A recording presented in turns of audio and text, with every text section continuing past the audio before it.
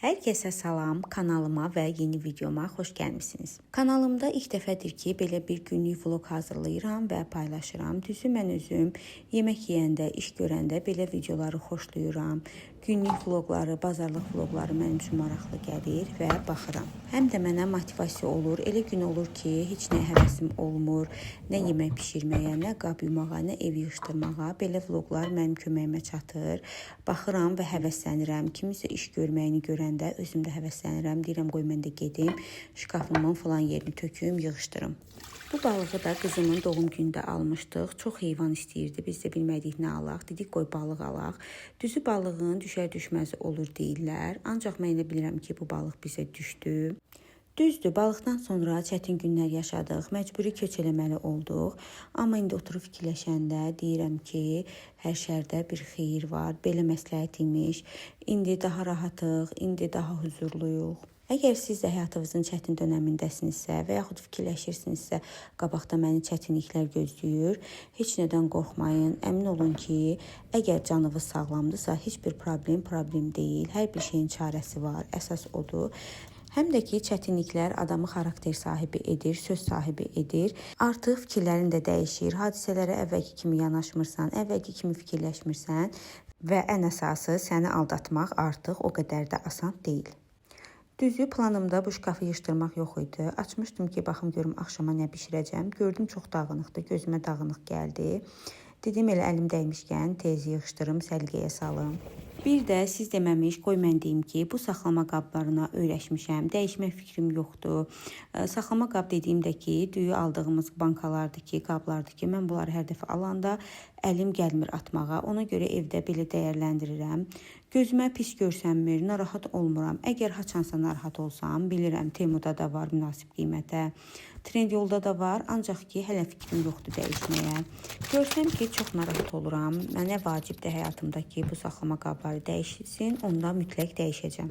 Bu arada şkafları yığışdıranda arxada spagettilər tapdım ki, alıb qoymuşam, qabağını tutub başqa ərzaqlar və görməmişəm.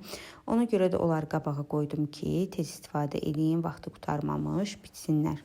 Mən əvvəl evə bazarlıq edəndə hər şeyi bol-bol alırdım, stoklayırdım. İstəyirdim ki, nəsə bitəndə əlimin altında olsun. Elə bilirdim ev elə daha bərəkətlidir. Ancaq təbii ki, hər şeyi stoklamaq olmur. Limitli məhsullar var idi ki, onlardan bol-bol alırdım. Amma indi saxlamağa yerim yoxdur deyə hər şeyi az-az almağa çalışıram. Ərzaq dolabım ancaq bundan ibarətdir. Quru qidalardan bir paçka alıram. Ancaq makaron spagetti elədir ki, bilirəm hər ailədə sevilir. Uşaqların sevimlisidir. Bizdə də çox yeyilir. Ona görə də onları çox alıram. Ərzaq dolabımı yığışdırarkən bəzi bitmək üzrə olan məhsullar var idi ki, onları da çıxartdım ki, tamam bitsinlər. Bankalarını yuyum, yığışdırım. Biraz orada ərzaqlar azalsın. Bilmirəm sizdə belə şeylər olur, yoxsa yox. Deməli, məndə necədir? Elə olur ki, arada evi tam sıfıra salıram ərzaq baxımından.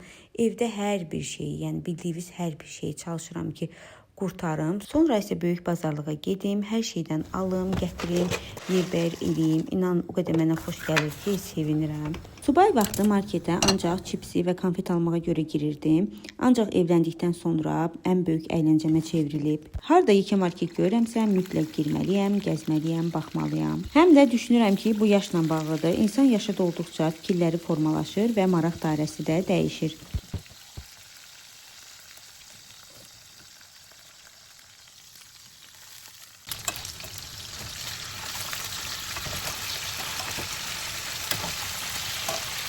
Vlog çəkdiyim gün hava çox gözəl idi, günəşli idi. Ona görə də qərara gəlmişdik ki, həyətdə piknik eləyək və sumkalarını hazırladım. Piknikimizi oğlumu kursdan götürəndən sonra eləyəcəkdik. Ona görə də tez bazar dedim, yeməyimi də hazırlayım və onlar üçün belə bir yemək hazırladım. Mən sinəklərini, toyuğun filesini marinad edib qoyuram polfabrikat kimi və belə vaxtlarda əlimdən tutur. Ümumiyyətlə, mən yarım fabrikatları çox sevirəm. Əvvəl daha tez-tez edirdim, uşaqlar balaca idi və mənim xilaskarım idilər. Amma indi yox. Bayaqdan uşaqlar deyirəm. Mənim 2 övladım var. Birinin 5, birinin 6 yaşı var. İkisinin də enerji olan vaxtlarıdır. İkisinin də çox sual verən vaxtlarıdır.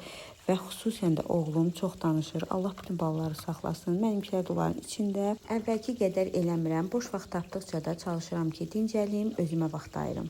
Uşaqlısınızsa mütləq öz istirahatinizə də vaxt ayırmalısınız ki, əsəbləriniz sakit olsun, uşaqlara səbriniz çatsın. Bəzən məndə də olur ki, istəmədən özümü yükləyirəm. Deyirəm, qoy onu eləyim, qoy bunu eləyim, sabah dincələrəm və belə özümü yükləyirəm. Sonra ayılıram ki, çox əsəbi və aqressiv olmuşam. Hər şey mənə toxunur, çox əsəbləşirəm, çox yoruluram. Onda başa düşürəm ki, mən istirahət eləməmişəm, artıq bədənim, beynim istirahət istəyir. Həmin ərəfədə də elə bilirəm ki, hər yerə gecikirəm, heç nəyi çatdırmıram və panika içindəyəm. Uşağa da boş yerə uşaq evin güzgüsüdür deməyiblər. Uşaq da başlayır sənin aqressiyavın, panikavın qarşılığını verməyə və aləm dəyir bir-birinə. Ona görə də ana nə qədər sakit olarsa, rahat olarsa, uşaq da bir o qədər sakit və rahat olur. Axşama isə mərcili aş elədim. Mənim oğlumun pomidorla arası yoxdur. Ona görə də çalışıram ki, pomidor, tomat yeməklərə az qatım. Mən mərcili aşı belə hazırlayıram. Çox dadlı olur. Bizdə ümumiyyətlə aş sevilir. Hər növü yeyilir. Ancaq bir dənə balqabaqlı aşdır ki, borani plov deyirlər bizdə talışlar. Onu uşaqlar yeyə bilmirlər. Daha doğrusu boranlarını yeyə bilmirlər. Amma biz özümüz çox sevirik. Bir də mən elə bilirəm ki, aşı sevməyən insan yoxdur. Vlogumu izləyənlərdən əgər aşı sevməyən varsa, zəhmət olmasa mənə rəy bölmələrində yazsın ki, mən aş sevmirəm. Mənə doğrudan da çox maraqlıdır.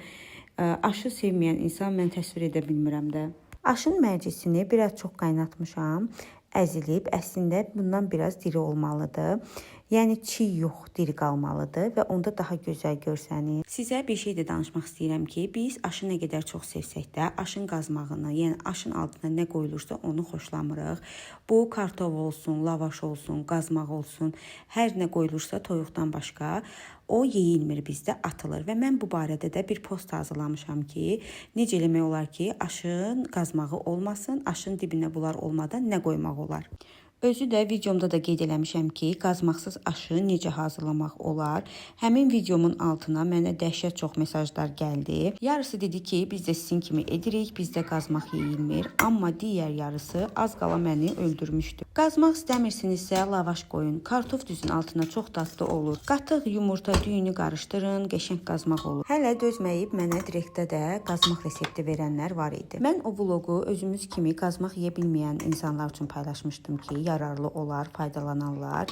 Düzü, mənə nə qədər də elə insanlardan mesaj gəldi ki, əla üsuldur, mən də eləyəcəm, bizdə də həmişə qazmaq qalır, atılır, heyfim gəlir. Amma bəyənməyənlər məni öldürdülər. Bu dəfə onların qorxusundan aşımın altına kartof düzdüm. Dedim, bəlkə kartof yeyilər.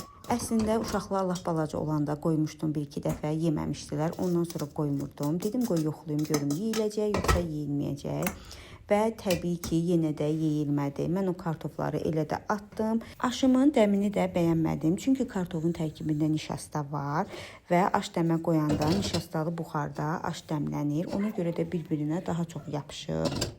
Və istədiyim o dəndən aş effekti alınmadı. Bu mərcili aş onsuz da dəndən olmur. Çünki arasında qovrulmuş ət var. Ona görə də biraz yapışqan olur. Amma bu qədər də yox. Kartofları atılsa da aşın özü yeyildi. Çox da ləzzətli alınmışdı. Amma bundan sonra aş eləsəm, ancaq öz metodumdan eləyəcəm. Çünki evdən yemək atılanda, ərzaq atılanda özümü çox pis hiss edirəm, heyfim gəlir. Ya atmayım deyə özüm yeyirəm, ya da məcbur surətdə artıq məcbur qalıram, atıram. Sonra özümü qınayıram ki, gərək bu yeməkdən az bişirərdim, çox bişirdim, qaldı, atıldı. Gələn səfər həmin yeməyi az bişirirəm. Bu səfər də yemək çatmır. Yəni belə bir döngüdür ki, gedir. Amma maksimum dərəcədə çalışıram ki, bişirdiyim hər bir yemək axıra qədər yeyilsin. Videomu bura qədər izlədiyiniz üçün də sizə təşəkkür edirəm. Instagramdan da məni izləyə bilərsiniz. Bu videomun altında Instagram linkimi də çalışacağam ki, yerləşdirim. Oradan da keçid edib baxa bilərsiniz. Orada daha çox günlük storylər paylaşıram. Burada da kanalıma hələ abunə deyilsinizsə, abunə olub videolarımı bəyənsəz, inanın ki, çox-çox sevinərəm. Bu dəfəlik bu qədər. Hələlik.